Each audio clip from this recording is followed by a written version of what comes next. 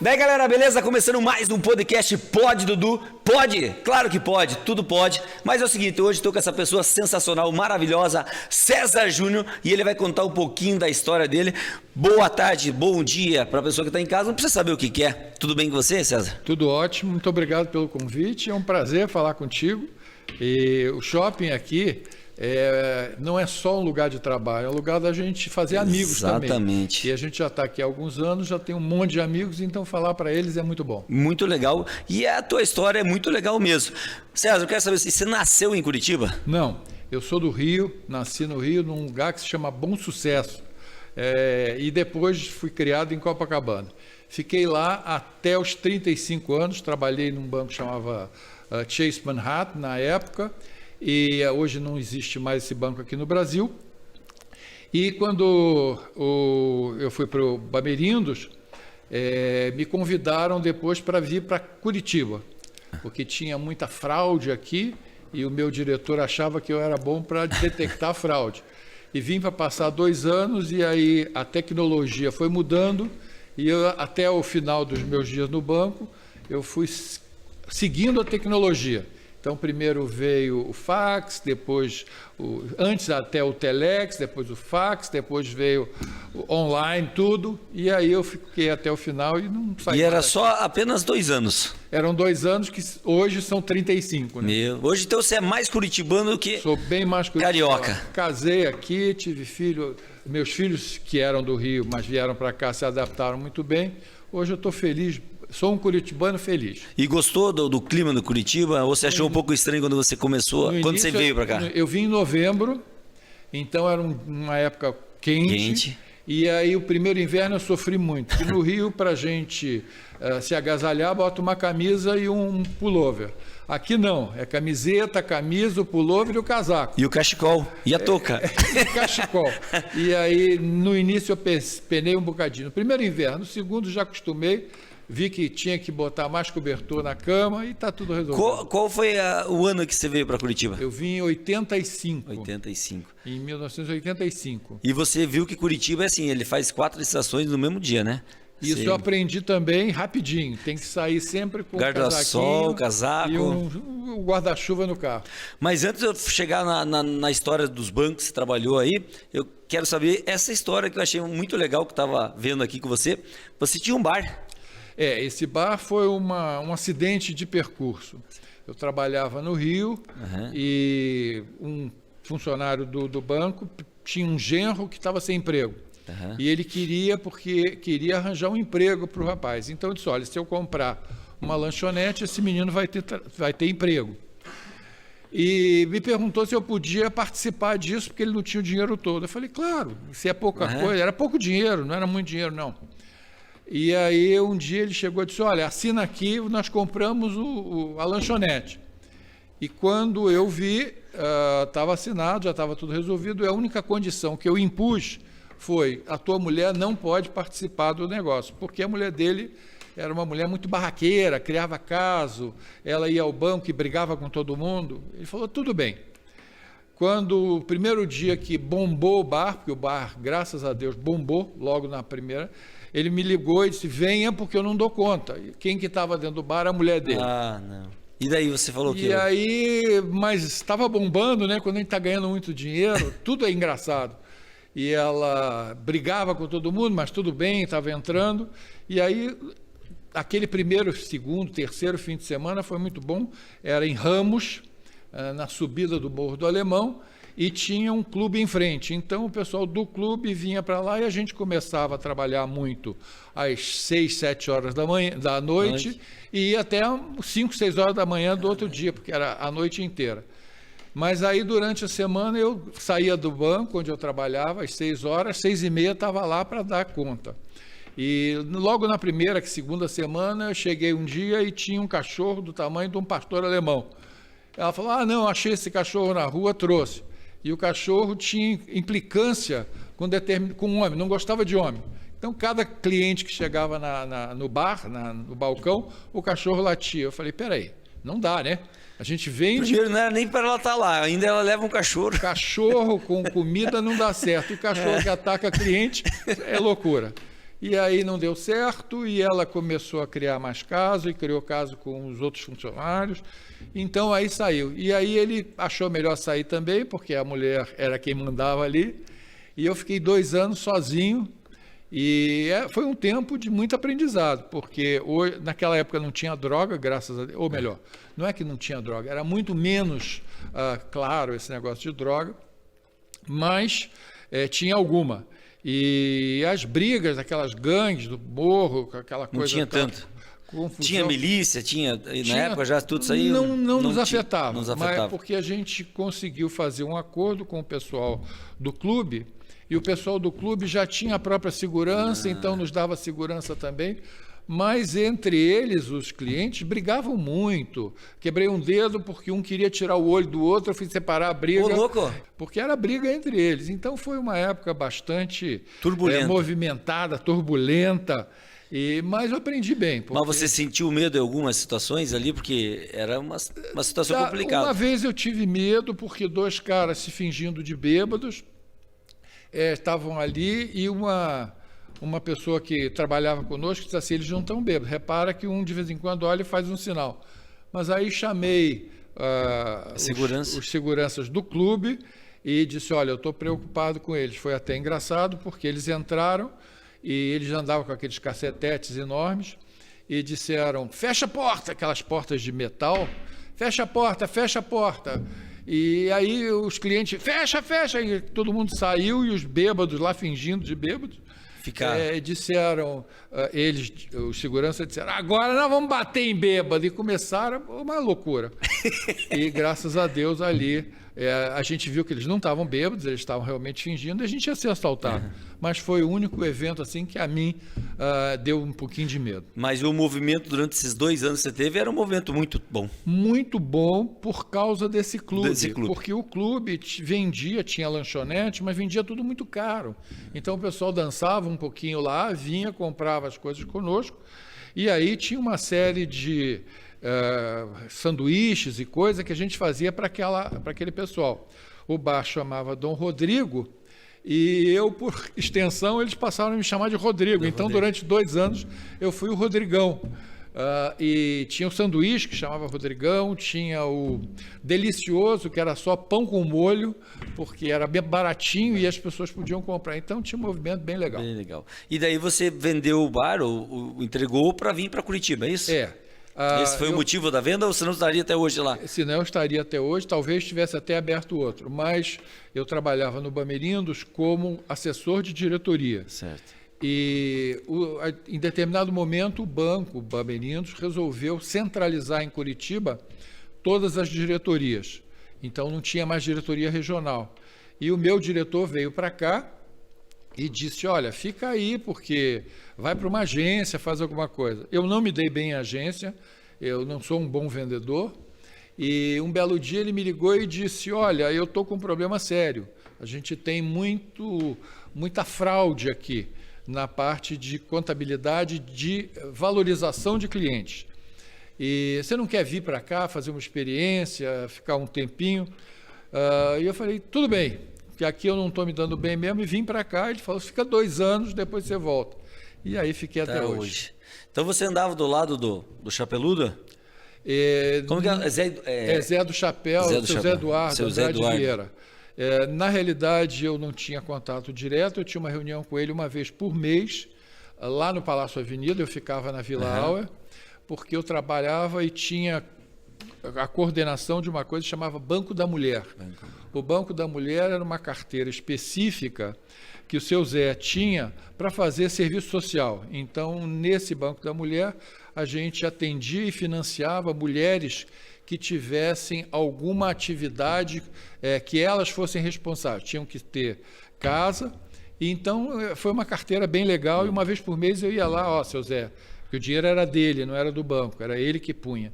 Hoje seria uma carteira aí de uns 20 milhões, mas era dele.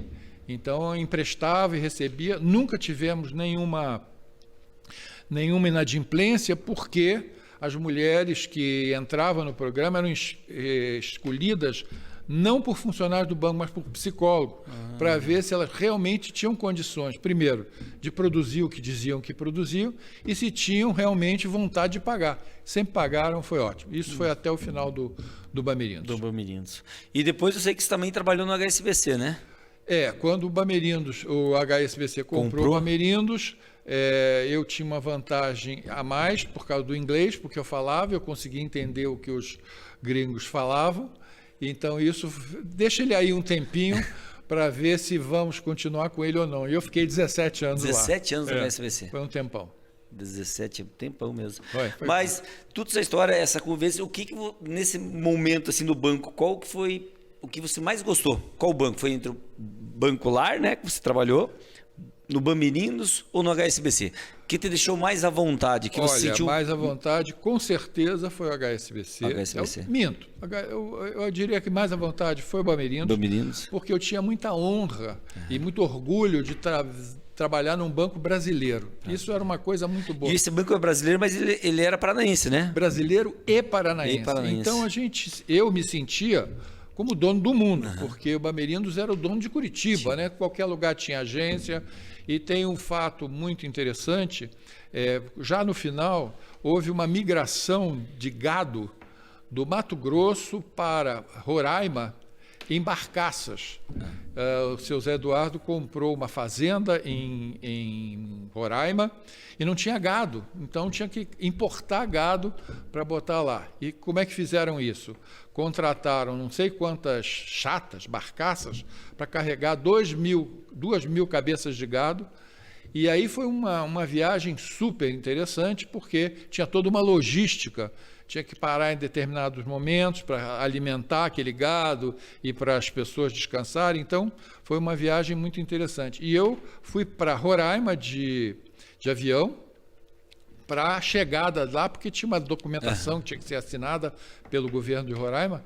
E quando eu saltei do avião, desembarquei, na porta alguém disse para mim, César Júnior, entra aqui. Era um carro, e eu falei, quem é você? Ele falou, eu sou gerente da agência. Não, só vim te pegar aqui porque é muito calor. Então, você imagina como é que uma pessoa, que eu não era diretor, era simplesmente um funcionário que chega e alguém entra com o carro no aeroporto até a pista para pegar uma pessoa que está chegando. Então, foi uma época muito gostosa a que eu trabalhei. Brigava, porque cada dia tinha uma novidade, tinha que fazer alguma coisa diferente, mas foram muitos anos de muito prazer. No HSBC, foi uma época em que eu acho que eu fiz um bem para o Brasil, porque logo depois que o HSBC chegou, eles me deram a função de ser gerente geral de compliance e lavagem de dinheiro. Compliance hoje em dia é uma coisa que tem todas as empresas, mas naquela época era uma novidade. Eu nem sabia o que era. Fui para a Inglaterra, fiquei lá um tempo aprendendo o que era, e fazer tudo rigorosamente dentro do que determina a lei do país, do lugar em que você estiver, ou se a normatização do banco fosse mais rigorosa, você tinha que se seguir das duas a mais rigorosa. Então foi muito interessante porque, primeiro, eu tinha que conhecer o banco inteiro. Segundo, a gente trabalhava com o pessoal do Banco Central para coibir lavagem de dinheiro no Brasil. E eu acho que isso a gente fez bem, porque durante todo o período que eu estava lá dentro do banco, não houve lavagem de dinheiro. E quando eu parei de trabalhar com isso, ficou toda uma história. Eu tenho um orgulho de ter feito esse trabalho no HSBC. E quanto tempo você saiu do HSBC? Você saiu daqui quando ele foi vendido? Eu saí quando ele foi vendido. Daí você parou o trabalho, você foi até o último dia aqui no HSBC? Mais ou menos até o último dia. Pouco antes, eu sabia que já estavam negociando a venda. E aí eu já estava aposentado, eu tinha 11 anos que eu já estava aposentado, mas continuava trabalhando. E aí eu falei, sabe de uma coisa, não vou me adaptar com um novo banco, tudo diferente. E o Bradesco já tinha diretor de compliance, diretor de prevenção à lavagem de dinheiro, que eu conhecia, eram amigos meus, eu digo, não vai dar. Eles vão continuar e eu vou Mas no HSBC você foi o pioneiro. nessa Aqui parte. no Brasil, com certeza. Foi isso que é legal. Ó, que história top, hein? História bonita. E na Inglaterra, quanto tempo você ficou? 2 meses, você falou? Não fiquei muito tempo, não. Fiquei 15 dias, mas era assim, de manhã tinha o treinamento formal, inclusive para fazer aqueles e-learning, que são treinamentos eletrônicos, você grava e manda para todas as agências, porque o HSBC no Brasil tinha 1000 agências, então não dava para a gente falar com cada agência. Então você gravava aquilo e mandava. E as peças de publicidade, que a gente tinha que verificar se elas estavam dentro do padrão, se não estavam, não tinha alguma coisa que pudesse ser considerada como preconceituosa, esse tipo de coisa que a gente se preocupava muito. Então eu fiquei 15 dias. De manhã a gente tinha aula e a gente, porque vieram pessoas tinha pessoas de todo o mundo.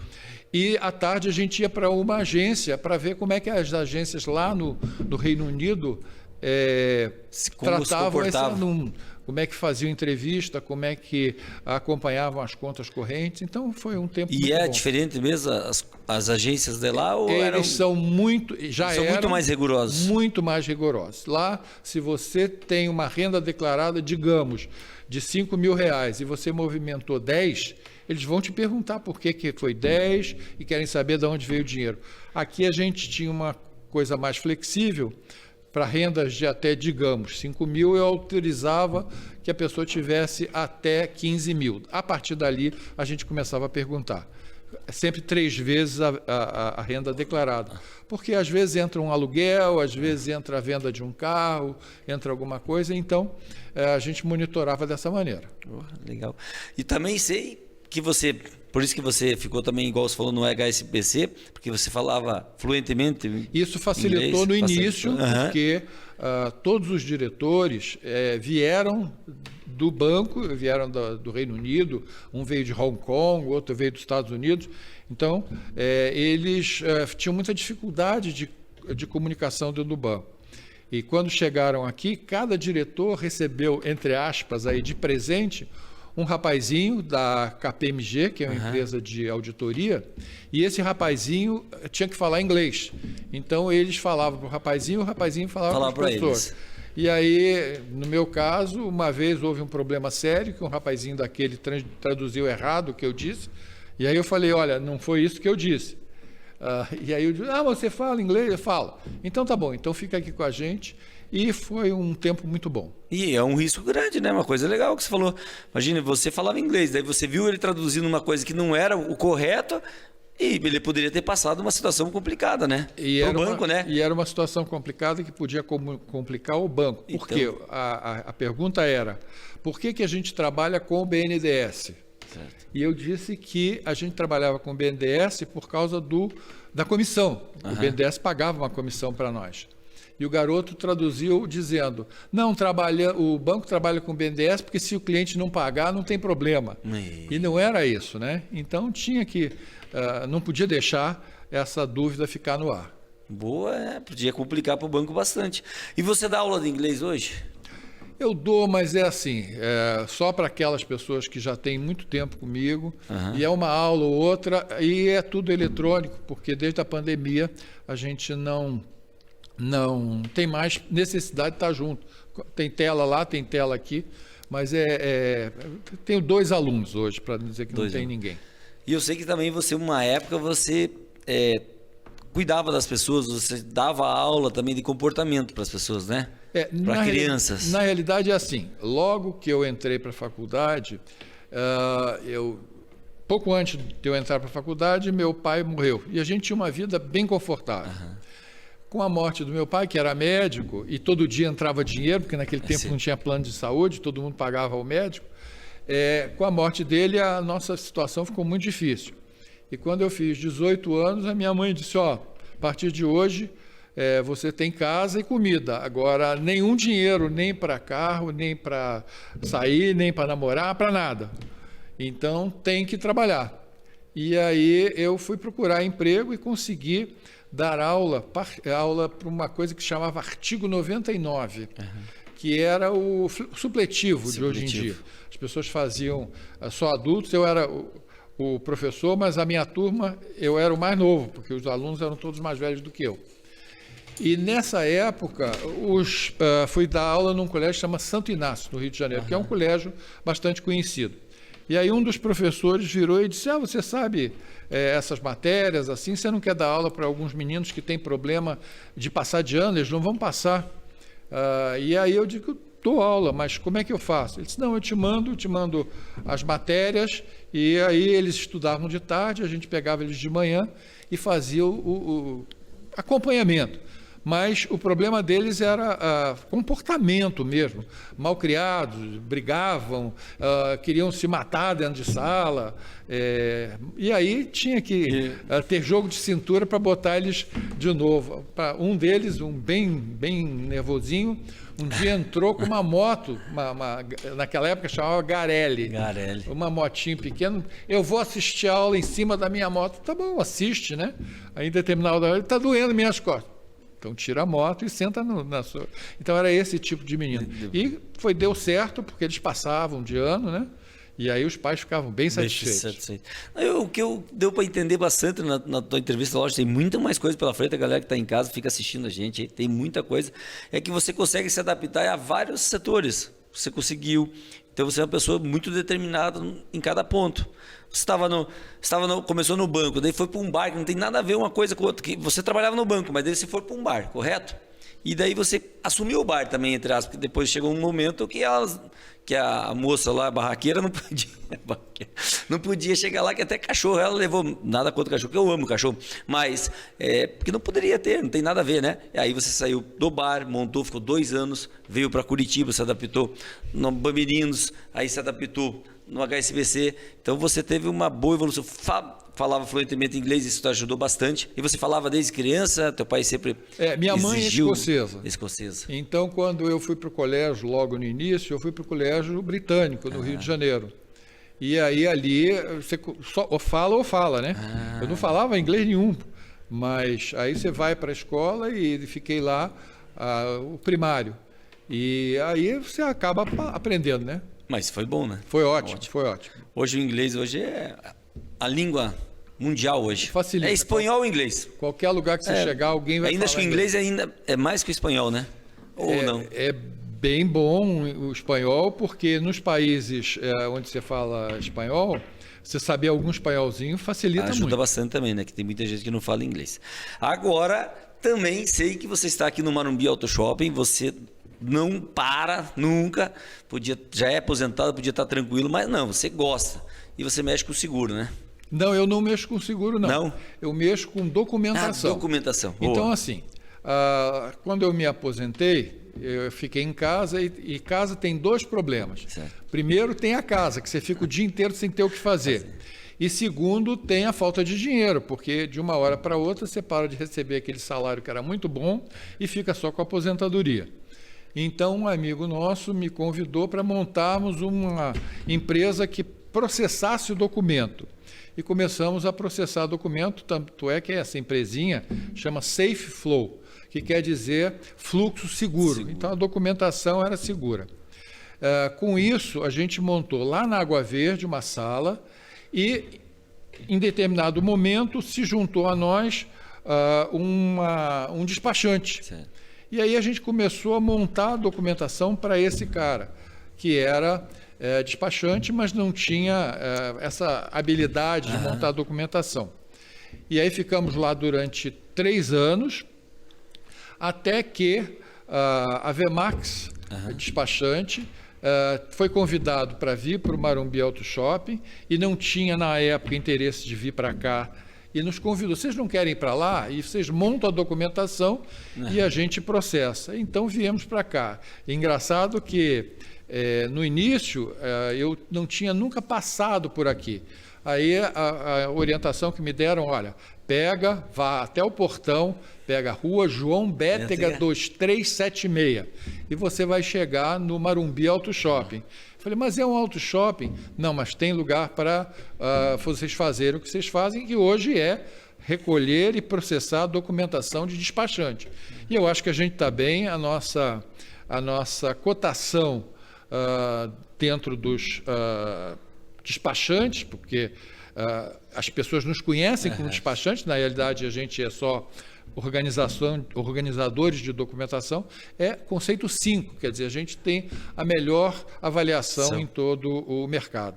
Então viemos para cá, para o Morumbi Auto Shopping, e como eu estava te dizendo no início, antes de gravar, isso aqui não é só um trabalho, isso aqui é uma cachaça, porque a gente conhece as pessoas, gosta das pessoas, e eles e nós fazemos um trabalho de parceria muito legal. Então, vir para o Morumbi Auto Shopping foi, para mim, uma bênção, porque a gente não vem trabalhar, vem lidar com amigos e fazer negócio. É gostoso, né? É bem bom. E eu bom. sei que essa sala aqui, que nós estamos aqui hoje, era teu antigo despachante. Logo que a gente veio... tua antiga sala de documentação. Nós ficamos aqui durante um tempo, e depois nos foi oferecida aquela sala lá na frente, e que para nós foi até melhor. Fica mais visível. Fica ali, e é uma sala muito boa lá.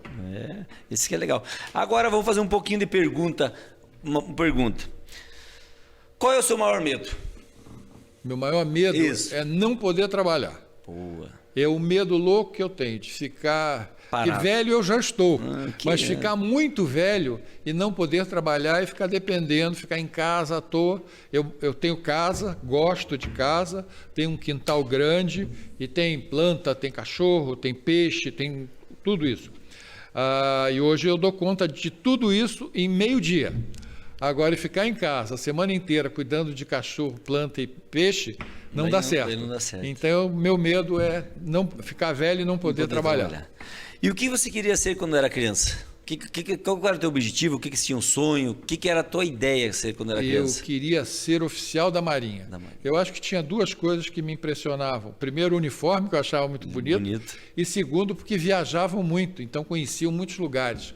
E isso, eu não fui oficial da Marinha e nunca usei uniforme, mas no Bamerindos e no HSBC, eu viajei esse mundo todo, porque sempre que precisava de alguma pessoa para ir em algum lugar desses, para substituir, para fazer alguma coisa, então eu conheci muitos lugares, trabalhei no Panamá durante 4 meses, depois trabalhei no México, trabalhei nos Estados Unidos, trabalhei na Inglaterra, então viajei muito. Você conhece o mundo inteiro praticamente. Só não conheço África e a Ásia. O resto, esses países para cá, quase todos. Por isso, pelo banco. Então viajava para ficar uma semana lá, para substituir alguém. Isso foi, eu acho que eu consegui o que eu queria, só não usei o uniforme. Eu também sempre fui apaixonado pela Marinha, porque eu sou apaixonado por mar, por ar, voo, entendeu? Então eu amo mar, eu amo ar, tudo. Mais uma aí, o que é vida para você? O que significa a vida para você? A vida para mim é estar sempre mudando. Eu acho que a gente não pode ficar parado. E parado não quer dizer que a gente tenha que estar saindo do lugar, mas tem que estar inventando coisa nova. Então, a cada dia, a cada mês, a cada ano, eu tenho a missão de mudar alguma coisa. Aí eu mudo de lugar de férias, eu mudo meus interesses, eu leio coisas novas, eu vejo filmes novos, adoro ver filme. Então, isso me faz muito bem. Legal, hein? Não, eu gostei da tua história, a história é muito bonita. Não sabia que você tinha conhecido vários lugares do mundo, né? E qual o lugar que você mais gostou da sua viagem? De você ficar lá uma temporada, uma semana, 10 dias, que você foi a trabalho, muito a trabalho, né? Tudo a trabalho. Tudo a trabalho. Qual o lugar que você mais gostou, que você queria ter voltado várias vezes, ou você já voltou várias vezes no mesmo lugar? Eu posso falar que eu gostei mais do Panamá porque fiquei mais tempo lá. Mas tem outro lugar que é interessante, a Bolívia. A Bolívia é um país que a gente diz é muito pobre, as pessoas moram naquelas casinhas. A Bolívia não era, na época que eu estive lá, pobre, ela era primitiva, é diferente de tudo que a gente tem aqui. As pessoas lá moram, o povo mais simples, numas casas do tamanho de uma casa que os nossos cachorros têm aqui, um casebrinho. Mas eles estão felizes ali, eles estão tranquilos, eles cozinham fora. Não tem o que a gente tem aqui, essa pobreza de falta do que comer. Então a Bolívia tem esse lado interessante por isso. E o artesanato boliviano é muito legal, eu curto essa coisa de tecelagem, então tem aquelas roupas feitas com pelo de lhama, isso é muito legal.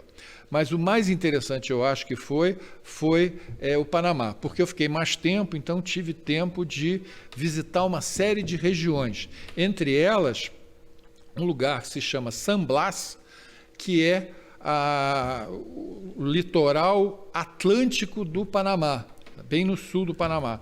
E ali tem os índios, Cuna, e que são uma coisa muito diferente, porque eles estão lá, já são colonizados há mais de 500 anos, mas eles têm uma vida absolutamente ligada ao que eles foram a vida inteira. Então, isso que a gente vê em filme, que parece o Caribe, com aquela ilhazinha com um coqueiro, isso existe lá, existe. E eles vivem ali, um coqueiro, uma casinha, e o cara mora ali, come peixe, e as casas deles, minha mulher e eu fomos passar um carnaval numa dessas ilhas. As casinhas não tem... É um hotelzinho, uma pousada, numa dessas ilhas, é feito de bambu. Então, você está dentro da casinha, você vê as festas. E eu digo, meu Deus do céu, aqui vai ser uma coisa horrível. E, pelo contrário, foram 4 dias assim de sonho. Maravilhoso. Porque esses mesmos índios que andam com aquelas roupas, que têm hábitos daquele... Todos eles hoje já mandaram os filhos para os Estados Unidos ou para a Europa para aprender turismo. Então, a gente era tratado assim, todos os hóspedes do hotel, né?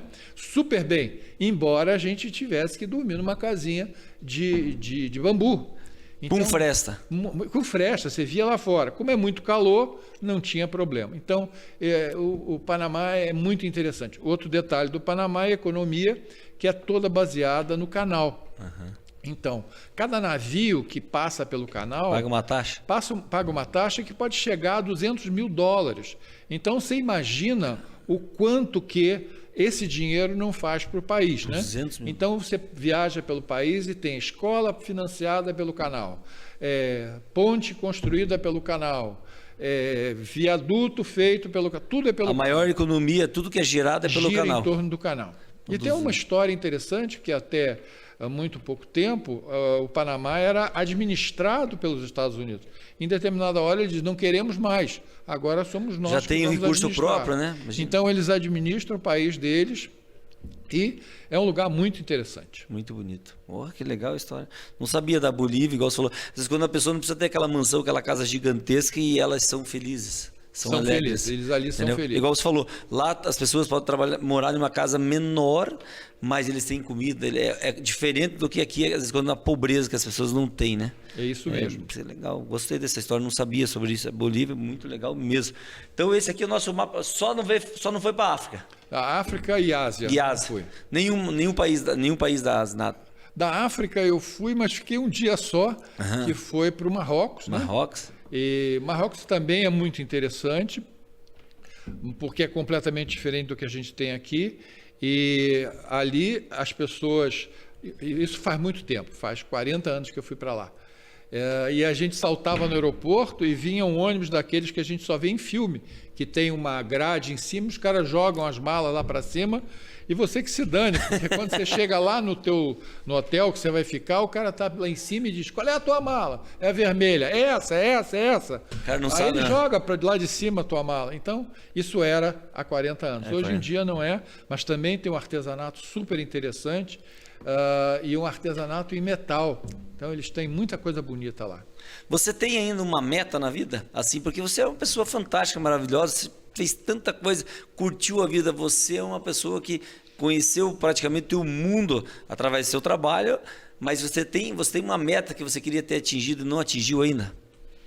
Você tem uma meta? A meta seria ganhar a loteria, mas com 300 milhões. Porque aí eu ia estar com tudo cumprido. Mas não tenho não.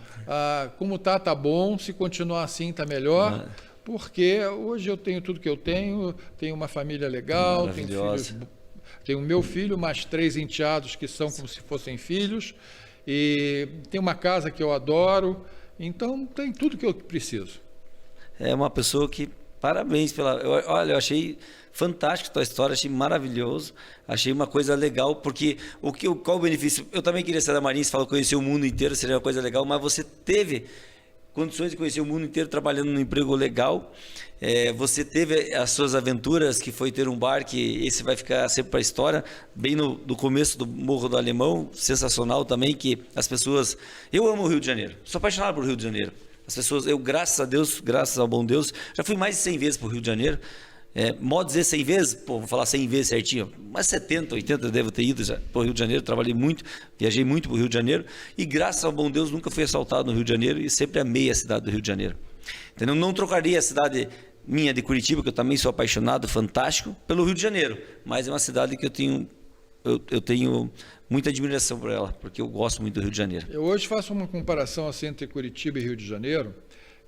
O Rio, ele é muito mais, tem muito mais atrativos, mas para morar no Rio de Janeiro, eu não teria, com o dinheiro que eu tenho hoje, com a vida que eu tenho hoje, os confortos que eu tenho aqui. Rio de Janeiro é um custo mais alto. Da minha casa até aqui, eu tenho 10 quilômetros. E eu faço em 25 minutos.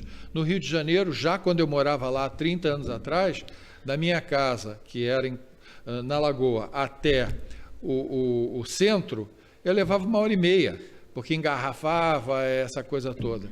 E tudo é muito caro, o imóvel é caro, comida é cara, qualquer coisa é cara. Curitiba tem todas essas vantagens, tudo é próximo, e tem tudo aqui, os shows que tem no Rio vêm para cá. A gente tem, e praia, por praia a gente tem a nossa praia. Maravilhosa, eu gosto, eu amo. E eu falo assim, eu falo que o trânsito do Rio de Janeiro, ele é pior que o São Paulo. É pior que São Paulo, você acredita?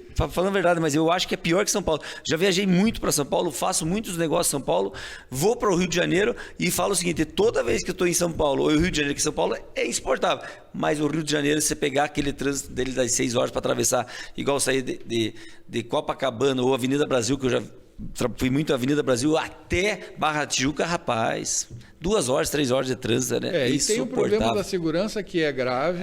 Meu irmão mora entre a Barra e... Você tem os familiares no Rio de Janeiro? Tem, meu irmão mora lá ainda, ele mora numa casa entre a Barra e o São Conrado. São Conrado. E a casa dele é um forte Apache, porque tem aquelas clementinas, tem alarme, tem cachorros enormes, bem bravos, porque vivem apavorados com segurança. E a gente aqui, é claro que não é um mar de rosas, mas é muito mais tranquilo. Igual você falou, que você quer sair daqui e quer andar 10 quilômetros da cidade, você pode pegar um pouquinho do movimento, mas você pega meia hora.